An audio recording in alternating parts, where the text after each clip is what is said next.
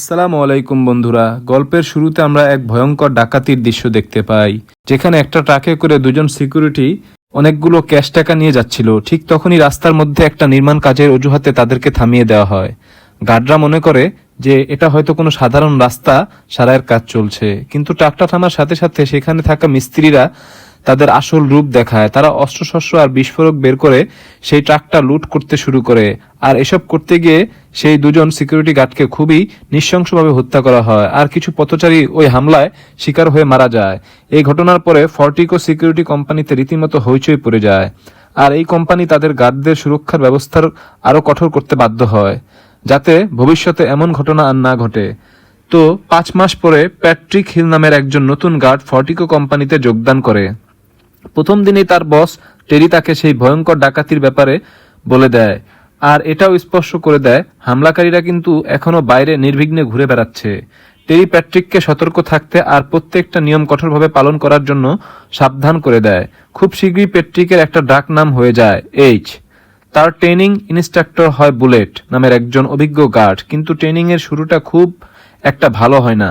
H কোনো রকমের parsing marks নিয়ে এই টেস্টে পাশ করে, আর ফায়ারিং অনুশীলনের সময় তার গুলি তো সঠিক লক্ষ্যে লাগেই না, আর ট্রাক চালানোর ট্রেনিং এর সময় সে ভুল করে কয়েকটা ক্রেটের সঙ্গে ধাক্কা মেরে দেয়। তো এত কিছুর পরেও সে হার মানে না, আর নিজেকে প্রমাণ করার জন্য উঠে পড়ে লাগে। তো যাই হোক, এখন লকার রুমে ভেতরে বুলেট তাকে টিমের বাকি সবার সাথে পরীক্ষা করতে শুরু করে। এখানে সুইট বয় যে কিনা বেশ রাগী ছিল, সে এইচ এর রসিকতা একদমই পছন্দ করে না, তাই দুজনের মধ্যে রীতিমতো কথা কাটাকাটি শুরু হয়ে যায়।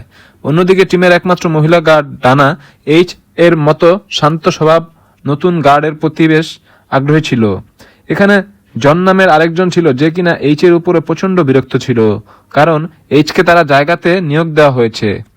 তো ফাইনালি এইচ এর প্রথম শিফট শুরু হয়। সে বুলেট আর সুইট বয়ের সঙ্গে ক্যাশ কালেকশনের জন্য বেরিয়ে পড়ে। তবে রওনা হবার আগে বুলেট তাকে বুঝিয়ে বলে যে এই কাজে তাদেরকে শিকার নয়, বরং শিকারী হয়ে থাকতে হয়। এখন রাস্তায় যেতে যেতে সুইট বয় কথার ছলে একটা চমকে দেবার মতো তথ্য প্রকাশ করে। সে বলে যে 5 মাস আগে যে ট্রাকের উপর হামলা হয়েছিল, সেদিন ওই ট্রাকটা তারই চালানোর কথা ছিল, কিন্তু সৌভাগ্যক্রমে সে অসুস্থতার কারণে সেদিন ছুটি নিয়ে তার মায়ের বাড়িতে ছিল বলে প্রাণে বেঁচে গেছে। তো যাই হোক, এরপর প্রথম ক্যাশ কালেকশন তার কোনো রকম বাধা ছাড়াই করে ফেলে। তো দিন শেষ হবার সাথে সাথে সকল গার্ডেরা তাদের ব্যাচ খুলে একটা বোর্ডে টাঙিয়ে রাখে। এই কাজটাকে ছোট মনে হলেও এটা খুবই জরুরি একটা সুরক্ষার নিয়ম ছিল। এখন এই গ্রুপ তাদের মানসিক চাপ কমানোর জন্য স্থানীয় একটা বারে চলে যায়, আর বুলেট এইচ কেও সেখানে আসতে বলে। তো যাই হোক, পরদিন বুলেট এইচ আর সুইট বয় শিফটে থাকাকালীন পরিস্থিতি হঠাৎ করে ভয়ঙ্কর হয়ে যায়, কারণ বুলেট মাত্র $10,000 একটা ছোট পিকআপের জন্য একাই গিয়েছিল, কিন্তু অনেকক্ষণ হয়ে গেলেও সে ফিরে আসছিল না। তাই সুইট বয় রেডিওতে তার সাথে যোগাযোগ করার চেষ্টা করে, কিন্তু কোনো উত্তর পায় না। ঠিক তখনই রেডিওতে একটা ভয়ঙ্কর গলা ভেসে আসে। আসলে ডাকাতেরা বুলেটকে বন্দী বানিয়ে ফেলেছে। তারা বুলেটের পরিবর্তে ট্রাকে থাকা বাকি ডলারগুলো দাবি করে। এটা শুনে সুইট বয় ঘাবড়ে যায়। সে এইচকে বলে যে চলো আমরা দ্রুত ডিপোতে ফিরে যাই, যা করার তাই করবে। এমনিতেও ডাকাতরা শুধু টাকা দাবি করেছে, ওটা তাদেরকে দিয়ে দিলেই তারা বুলেটকে ছেড়ে দিবে। কিন্তু এইচ বলে যে না, আমরা আমাদের সঙ্গীকে এভাবে একা রেখে যেতে পারি না। তার আত্মবিশ্বাসী কথা শুনে সুইট বয় থেমে যেতে বাধ্য হয়, আর তারা ডাকাতদের কথা মতো সামনে এগিয়ে যায়। ডাকাতেরা তাদেরকে একটা নির্জন জায়গায় আসতে বলে। সেখানে পৌঁছানোর সাথে সাথে একজন মুখোশ পরা ডাকাত গাড়ি থেকে বেরিয়ে আসে, আর বুলেটের মাথায় বন্দুক ধরে দাঁড় করায় আর একজন ডাকাত। এইচ আর সুইট বয়কে টাকার ব্যাগগুলো ট্রাঙ্কে রাখতে হুকুম দেয়। সুইট বয় ভয়ে এইচকে আদেশ মেনে নিতে বলে। সে সাবধানে করে দেয় যে ডাকাতরা কথা না শুনলে সবাইকে মেরে ফেলবে, কিন্তু এইচ একটুও ভয় না পেয়ে ট্রাকের পেছনে গিয়ে ধীরে ধীরে টাকার ব্যাগগুলো বাইরে ছুটতে শুরু করে। তবে সে ইচ্ছে করে একটা ব্যাগ একটু দূরে মাটিতে ফেলে দেয়।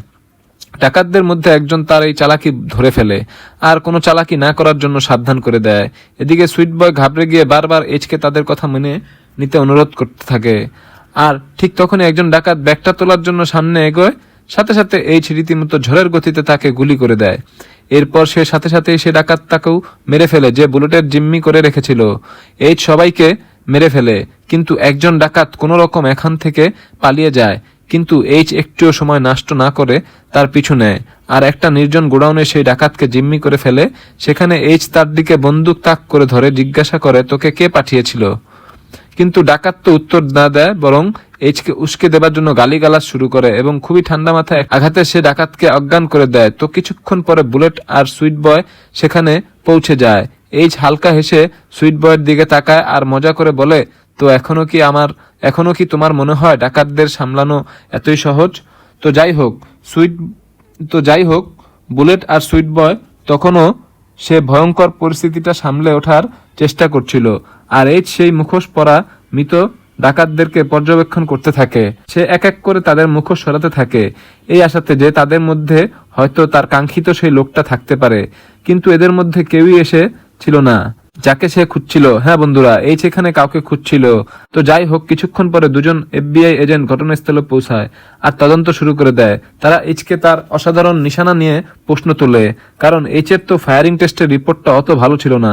এইচ শান্ত গলাতে উত্তর দেয়, এটা আসলে আনএক্সেপ্টেবল রাশ আর জীবন মৃত্যুর পরিস্থিতির ফল ছিল, যা তাকে এত মনোযোগ আর নির্ভুলতার সাথে নিশানা লাগাতে সাহায্য করেছে। এরপর এজেন্টরা এইচকে একটা পুরনো ডাকাতির CCTV ফুটেজ দেখায়, যেখানে একজন লোক 3 জনকে গুলি করছিল আর তারা জিজ্ঞাসা করে যে এইচ কাউকে চিনতে পারছে কিনা। এইচ ঘোলা এই ছবিটা মনোযোগ দিয়ে দেখে আর বলে সে কাউকে চিনতে পারেনি, যদিও কেউ এটা জানতোই না যে এইচ পর্দার আড়ালে সম্পূর্ণ অন্য একটা খেলা খেলছিল, যে কিনা ইতিমধ্যেই তার একজন সহকারীকে নিয়োগ করেছিল যে ফর্টিকোট সকল কর্মচারীদের বিস্তারিত ব্যক্তিগত তথ্যের ফাইল তৈরি করেছিল। এই তদন্তের মধ্যে ছিল এই কোম্পানিতে কাজ করা গার্ডের পরিবারের ছবি, কর্মচারীদের পূর্বের কাজের রেকর্ড, এমনকি আগের ডাকাতিতে মারা যাওয়া গার্ডদের ময়নাতদন্তের রিপোর্টও ছিল। যাই হোক, 3 মাস পরে এইচ আর বুলেট আবারও একটা সাধারণ ক্যাশ কালেকশন কাজে যেতে থাকে। আর তখনই হঠাৎ করে তাদের ট্রাককে আরেকটা সশস্ত্র দল ঘিরে ফেলে। হামলাকারীরা ট্রাকের জানালা আর কাছে কালো রং স্প্রে করে দেয়, ফলে ভেতরে থেকে বাইরে কিছুই দেখা যাচ্ছিল না। বুলেট সাথে সাথে ডিপোতে রেড অ্যালার্ট পাঠিয়ে দেয়, কিন্তু ডাকাতেরা ইতিমধ্যে যন্ত্রপাতি দিয়ে ট্রাকের দরজা ভাঙার চেষ্টা করতে থাকে আর বিষাক্ত গ্যাস ছেড়ে গার্ডদের বাইরে আসতে বাধ্য করে। বুলেট কাছতে মাটিতে পড়ে যায়, কিন্তু এইচ কোনো রকম ভয় না পেয়ে সে ট্রাক থেকে বেরিয়ে আসে। ডাকাতেরা তো তাকে মাটিতে শুয়ে পড়তে বলে, কিন্তু ঠিক তখনই এমন কিছু ঘটে যা কেউ কল্পনাও করেনি, কারণ ডাকাতেরা এইচের চেহারা দেখার সাথে সাথে ভয়ে কাঁপতে শুরু করে আর তারা কিছু লুট না করেই সেখান থেকে পালিয়ে যায়। এদিকে ফর্টিকো কোম্পানিতে টেরি এই রহস্যময় ঘটনাগুলো দেখে অবাক হয়ে যায়। সে ভাবে যে এইচ কিভাবে প্রত্যেকটা কঠিন পরিস্থিতি এত সহজে সামনে নিতে পারে। অন্যদিকে কোম্পানির বস পুরো ঘটনাটাকেই সিনেমার মতো মনে করে দেখতে থাকে আর টেরিকে শুধু এটুকুই বলে যে এইচ আমাদের সেরা লোক, ওকে হিরোর মতো রাখো। কিন্তু এই ঘটনার পরে বুলেট এইচকে সন্দেহ করতে থাকে। ডানা তাকে প্রপোজ করে দিয়েছিল। তারা দুজন একসাথে ডানার বাড়িতে রাত কাটায় আর তাদের সম্পর্কটাও আগের থেকে আরো গভীর হয়ে যায়। তো একদিন রাতে হঠাৎ করে এইচ ডানার দিকে বন্দুক তাক করে ধরে সে ডানাকে তার লুকিয়ে রাখা ডলারগুলোর ব্যাপারে জিজ্ঞাসা করে, যে ডলারগুলো সে তার নিজের জিনিসপত্রের মধ্যে পেয়েছে। তার সন্দেহ ছিল যে ডানা কোনো বড় ডাকাত চক্রের অংশ অথবা সে কারো জন্য মানি লন্ডারিং এর কাজ করছে। ডানা ভয় পেয়ে যায় আর বলে যে আমি কোনো অবৈধ কাজ করিনি, এই টাকাগুলো আমি একটা অ্যাসাইনমেন্ট করার সময় চুরি করেছিলাম। আমি কোনো ডাকাত বা কর্পোরেট গ্রুপের সদস্য নই, বিশ্বাস করো আমাকে। কিন্তু এইচ তার কথা বিশ্বাস করে না। সে তাকে সাবধান করে দিয়ে বলে যে এখনো সময় আছে, সত্য কথা স্বীকার করো। আমি কিন্তু তোমার পরিবার, তোমার প্রোফাইল সবকিছু খুব ভালোভাবে জানি। কিন্তু ডানা তবুও কিছুই স্বীকার করে না। তো এরপর গল্প 5 মাস আগের ঘটনায় চলে যায়। সেখানে আমরা এইচ আর একটা সম্পূর্ণ ভিন্ন জীবন দেখতে পাই। সে তার ছেলে ডগির সাথে সুখে শান্তিতে দিন কাটাচ্ছিল, সবকিছু ঠিক চলছিল। কিন্তু ঠিক তখনই মাইক এইচকে কল করে। মাইক ছিল এইচের সবচেয়ে কাছের বন্ধু আর সে সম্প্রতি একটা বড় চুরির সাথে জড়িত ছিল, যার ব্যাপারে এইচ কিছুই জানতো না। মাইক তাড়াহুড়ো করে তাকে জানায় যে তাদের প্ল্যানে একটা ভুল রয়েছে।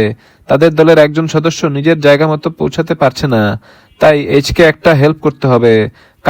কাজটা শুধু এইটুকুই যে গেট থেকে বের হওয়া ফর্টিকো কোম্পানির ট্রাকটার দিকে এইচকে নজর রাখতে হবে আর জানাতে হবে যে ওই ট্রাকটা বাদিকে নাকি ডান দিকে ঘুরছে। এইচ প্রথমে এসব ঝামেলায় জড়াতে চায় না, কারণ সে তার ছেলের সাথে ছুটিতে ছিল। কিন্তু এখানে আমরা জানতে পারি যে এইচ আসলে অনেক বড় একটা গ্যাংস্টার গ্রুপের প্রধান ছিল। তাই সে অবশেষে রাজি হয়ে যায়। তো এই যখন ট্রাকটার উপরে নজর রাখার জন্য বের হয়ে, তখন সে গেটের কাছে একটা ফুড ট্রাক দেখতে পায়। সে সুযোগ বুঝে ডগিকে বলে যে তার খিদে পেয়েছে। সে গাড়ি পার্ক করে ডগিকে গাড়ির ভেতরেই বসতে বলে, আর তারপর খাবার আনতে চলে যায়। সেখান থেকে সে দেখতে পায় যে ফর্টিকো কোম্পানির ট্রাকটা ডান দিকে ঘুরে যাচ্ছে, আর এই খবরটা সেই মাইককে দিয়ে দেয়। কিন্তু পরের মুহূর্তে একটা ভয়ঙ্কর ঘটনা ঘটে যায়, কারণ কিছু ডাকাত যারা মিস্ত্রিদের ছদ্মবেশে লুকিয়েছিল তারা ট্রাকটার উপরে হামলা করে দেয়। এই হামলাটাকে আমরা গল্পের শুরুতে দেখেছিলাম। তো যাই হোক, এসব কিছু এইচ এর গাড়ি থেকে মাত্র কয়েক মিটার দূরেই ঘটছিল। ঠিক তখনই একজন ডাকাতের নজর ডগের উপরে পড়ে। সে তাকে গাড়ি থেকে বেরিয়ে আসতে বলে, আর ডগি তো প্রচন্ড ভয় পেয়ে যায়। সে তার বাবাকে ডাকতে থাকে, কিন্তু এইচ তখন মাইকের সাথে কথা বলছিল, তাই সে ডগির ডাক শুনতে পায় না।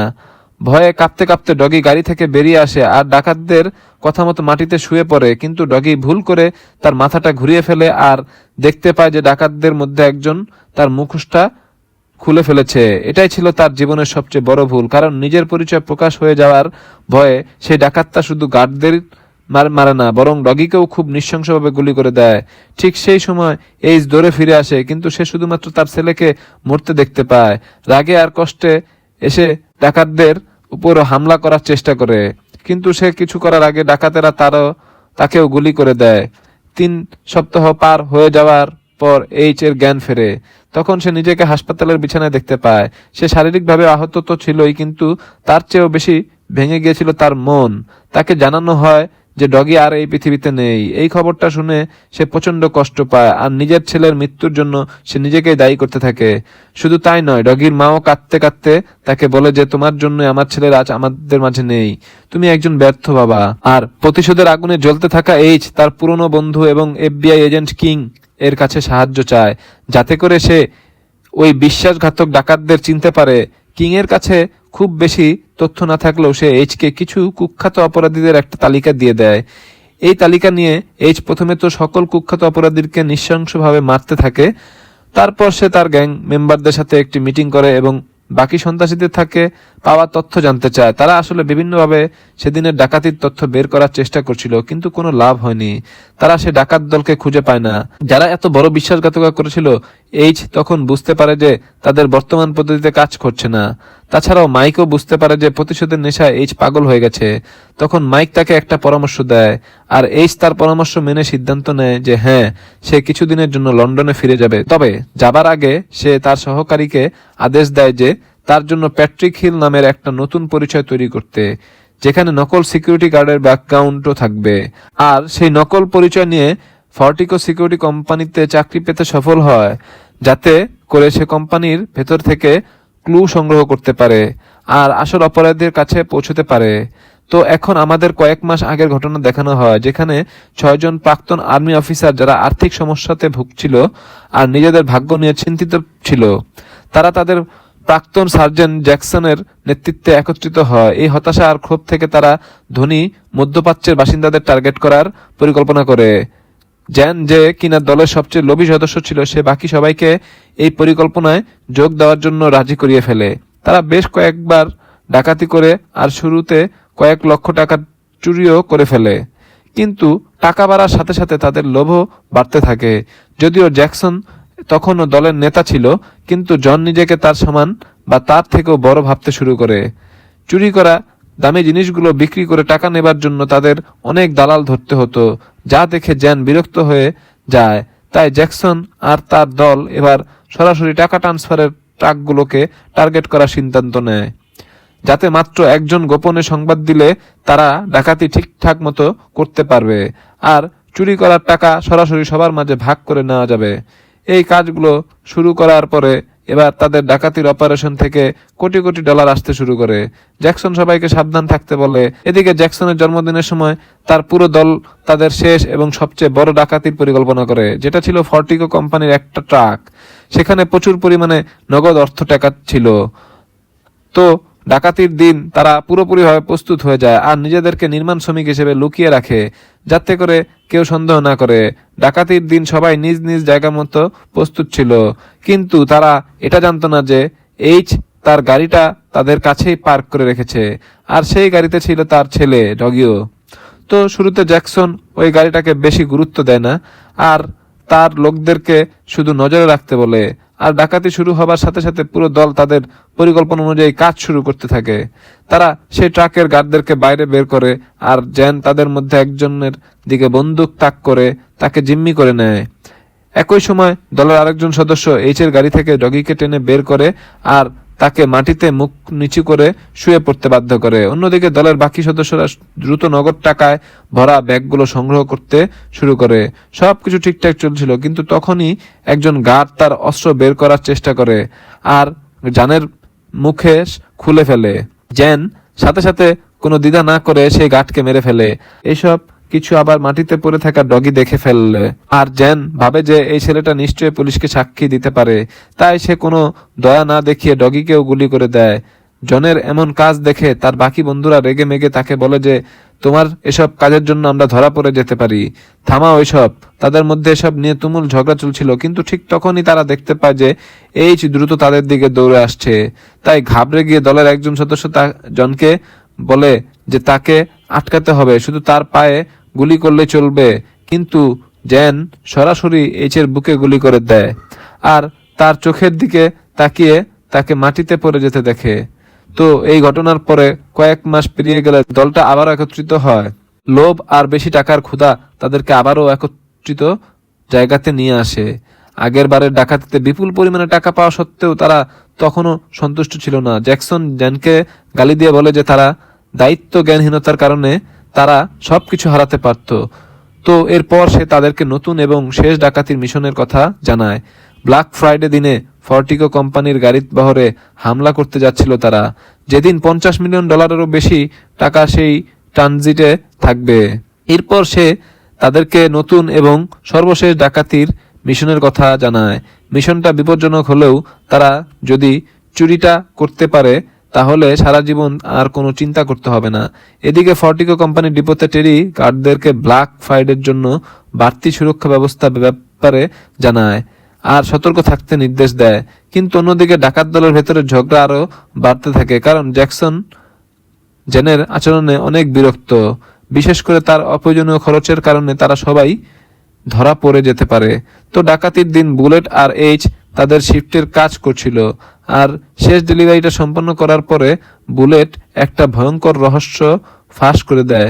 সেই ছিল ডাকাত গ্যাংয়ের ভেতরের লোক, যেখানে কয়েক মাস আগে সেই ট্রাক ডাকাতিতে ডাকাতদের সাহায্য করেছিল, যেখানে ডগি সহ 3 জন লোক মারা গিয়েছিল। বুলেট জানায় যে গার্ডদেরকে মারার পরিকল্পনা তো আগে থেকেই ছিল, কিন্তু বাচ্চাটার মৃত্যু অনিচ্ছাকৃতভাবে হয়ে গেছে। এই কথা শুনে এইচ তো হতবাক হয়ে যায়। বুলেট আরো বলে যে, আমি ইতিমধ্যে তোমার বন্দুক থেকে গুলি বের করে নিয়েছি, কারণ আজকে ডাকাতের গ্যাং আমাদের ডিপোতে লুট করতে চলে আসবে। তাই যদি নিজের প্রাণ বাঁচাতে চাও তাহলে আমাদেরকে সাহায্য করো। এইচ এখন ইচ্ছে করে তাকে সাহায্য করে রাজি হয়ে যায়, কারণ এর মাধ্যমে সে আসল ডাকাতের কাছে পৌঁছাতে পারবে। এইসবের মধ্যেই বুলেট ট্রাকের ক্যামেরাগুলো বন্ধ করে দেয় আর ট্রাকটাকে ডিপোর দিকে নিয়ে যেতে থাকে। সেখানে জ্যাকসন আর তার গ্যাং আগে থেকেই প্রস্তুত হয়ে দাঁড়িয়েছিল। তো সাথে সাথে ডাকাতি শুরু হয়ে যায়। ডাকাত দলের একজন সদস্য এইচের মুখে ঘুষি মেরে তাকে হুমকি দেয় যে সে চুপচাপ তাদেরকে সহযোগিতা করে।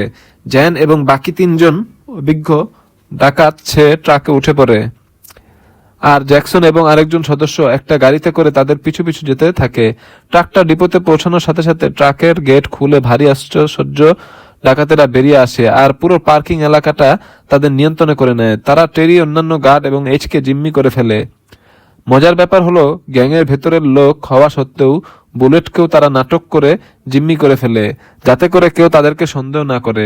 সবকিছুই গ্যাংয়ের পরিকল্পনা মতোই চলছিল। তো এরই মধ্যে ডানা আরেকটা ট্রাকের দিকে এগিয়ে যায় স্টুয়ার্ট নামের একজন গার্ডের কাছে থেকে সই নেবার জন্য। জন ডাকাতদেরকে দেখায় সাথে সাথে অ্যালার্ম বাজিয়ে দেয়, যার ফলে ডিপোর গার্ড আর ডাকাতের মধ্যে ভয়ঙ্কর গোলাগুলি শুরু হয়ে যায়। এই মারামারির মধ্যে একজন ডাকাত ভল্টের দরজায় বিস্ফোরক লাগায় আর দুদিক থেকে প্রচন্ড গোলাগুলি চলতে থাকে, কিন্তু ডাকাতেরা বুলেট প্রুফ জ্যাকেট পরে থাকায় খুব বেশি আহত হচ্ছিল না। এদিকে বিস্ফোরক ফাটার সাথে সাথে ভল্টের দরজা উড়ে যায়। বাইরে ইতিমধ্যে পুলিশ এসে গেছে, যা দেখে এটা স্পষ্ট হয়ে যায় যে সোয়াট টিমও খুব শীঘ্রই এসে পড়বে।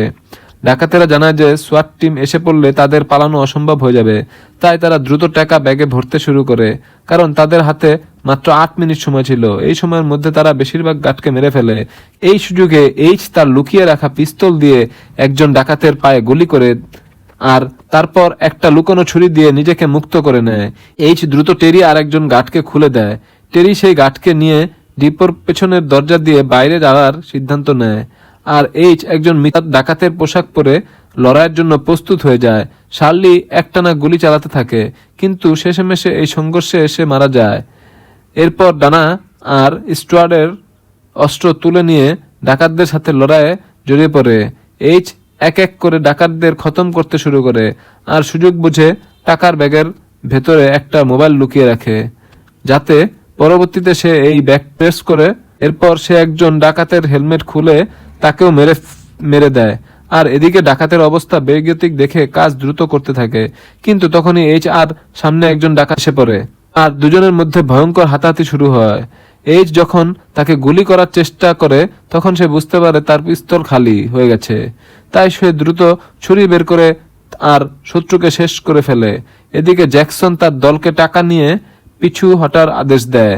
বুলেট যে কিনা এখন ডানা আর স্টার্টের কাছে পৌঁছে গেছে, সে তার বিশ্বস্ততা দেখানোর জন্য নাটক করে আর তাদের কাছে একটা অস্ত্র চেয়ে নেয়, যাতে করে তারা বিশ্বাস করে একটা বন্দুক বুলেটের হাতে তুলে দেয়। কিন্তু বুলেট সাথে সাথে নৃশংসভাবে স্টুয়ার্ট আর ডানা দুজনকে মেরে ফেলে।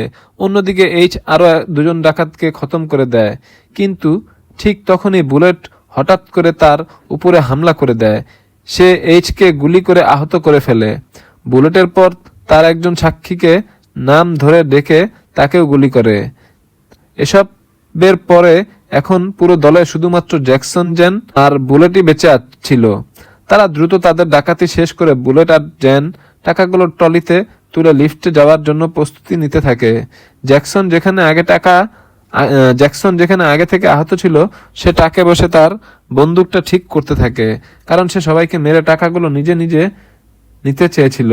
কিন্তু জন তার উদ্দেশ্যটা ধরে ফেলে আর কোনো সুযোগ না দিয়ে একটা ছুরি দিয়ে জ্যাকসনের গলা কেটে দেয়। তারপর সে বুলেটকে বলে যে গুলি লাগার কারণে জ্যাকসন মারা গেছে। এরপর দুজনে একটা সুড়ঙ্গ দিয়ে নিচে নামে আর পালানোর জন্য আগে থেকে প্রস্তুত রাখা গাড়ির দিকে এগিয়ে যায়। তারা যখন টাকাগুলো গাড়িতে ভরতে শুরু করে, তখনই বুলেট বুঝতে পারে যে আসলে কতটা নির্দয়, তাই সেও তাকে ধোকা দেবার কথা চিন্তা করে, ঠিক যেমনটা জ্যাকসন চিন্তা করেছিল। কিন্তু জেন সাথে সাথে পরিস্থিতিটা বুঝে যায়, তাই সে সময় নষ্ট না করে বুলেটের মাথায় গুলি করে দেয়। বুলেট মারা যাওয়ার সাথে সাথে জেন সমস্ত টাকা গুছিয়ে গাড়ি নিয়ে পালিয়ে চলে যায়। তো কিছু সময় পরে জেন যখন রাতের বেলা তার অ্যাপার্টমেন্ট আয়েশ করে মদের গ্লাস নিয়ে তার সফল ডাকাতির উৎসব পালন করছিল, ঠিক তখনই ঘরের ভেতরে একটা ফোন বেজে ওঠার শব্দ পায়। অবাক হয়ে সে দেখতে পায় যে ফোনটা টাকার ব্যাগের মধ্যে লুকানো ছিল। সে কিছু বুঝে ওঠার আগে ঘরের অন্ধকার কোণ থেকে একটা ছায়া বেরিয়ে আসে, আর সেটা ছিল এইচ। জেন প্রচন্ড ভয়ে প্রাণ বাঁচানোর জন্য এইচকে টাকার অর্ধেক অংশ দেবার প্রস্তাব দেয়, কিন্তু এইচ কিছুই বলে না। সে শুধুমাত্র একটা কাগজ তার সামনে ছুঁড়ে ফেলে, যেটা ছিল ডগের ময়নাতদন্তের রিপোর্ট। জন রিপোর্টটা তুলে পড়া মাত্রই তার মুখ ফ্যাকাশে হয়ে যায় এবং 8টে গুলি, যেগুলো সরাসরি ডগির শরীরে গুরুত্বপূর্ণ অঙ্গ লেগেছিল, ডগিকে হত্যা করার স্মৃতি তার মাথায় ঘুরতে থাকে। সে কোনো নড়াচড়া করার আগেই এইচ তাকে লক্ষ্য করে 4টে গুলি চালিয়ে দেয়। প্রত্যেকটা গুলি ঠিক সেখানে লাগে যেখানে জন ডগিকে গুলি করেছিল, আর ফাইনালি নিজ ঘরে মারা যায় জন। সবকিছু শেষ করে এইচ অ্যাপার্টমেন্ট থেকে বেরিয়ে আসে, কারণ তার প্রতিশোধ সম্পন্ন হয়েছে। বাইরে সেই এফবিআই এজেন্ট কিং আগে থেকেই তার জন্য অপেক্ষা করছিল। কিং শান্ত গলায় তাকে জিজ্ঞাসা করে, কাজ শেষ হয়েছে? এইচ পেছনে না তাকিয়ে মাথা নাড়ে আর রাতের অন্ধকারে হাঁটতে থাকে, অদৃশ্য হয়ে যায়। আর দীর্ঘদিনের অসমাপ্ত প্রতিশোধ তার অবশেষে পূরণ হয়ে যায়। তো এই ঘটনার সাথে সাথে আজকের এই গল্পটাও শেষ হয়ে যায়। কেমন লাগলো বন্ধুগণ আপনাদের কাছে কমেন্ট করে জানাবেন। আজকের মতো বিদায় নিচ্ছি। ভিডিও বানাতে আরো উৎসাহ বাড়বে।